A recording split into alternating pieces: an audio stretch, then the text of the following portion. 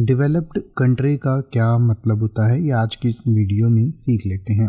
Developed country का मतलब होता है विकसित देश, यानी कि ऐसे देश जहां पर बहुत विकास हो चुका है, उन देशों को विकसित देश कहा जाता है। यानी कि ऐसे देश जहां पर जो है इकोनॉमिक ग्रोथ काफ़ी हो चुकी होती है, एडवांस्ड टेक्नोलॉजिकल इंफ्रास्ट्रक्चर जहाँ पर होता है, हाई स्टैंडर्ड्स ऑफ लिविंग होते हैं, मतलब कि लोग अच्छे से अपना जीवन जीते हैं, लिविंग जो उनका स्टैंडर्ड है वो अच्छा खासा होता है, और अच्छे खासे इंस्टीट्यूशंस होते हैं। इसके अलावा वहाँ पर जो है गरीबी बहुत कम होती है, और ह्यूमन डेवलपमेंट इंडेक्स जो है वो वहाँ का काफ़ी हाई रहता है।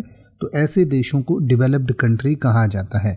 यानी कि जैसे जो अमेरिका जैसे देश हैं, रशिया जैसे देश हैं, या जो इंग्लैंड जैसे देश हैं, तो इन देशों को विकसित देश कहा जाता है, क्योंकि वहाँ पर विकास बहुत ज़्यादा हो चुका है और उनको विकसित देशों की श्रेणी में रखा जाता है।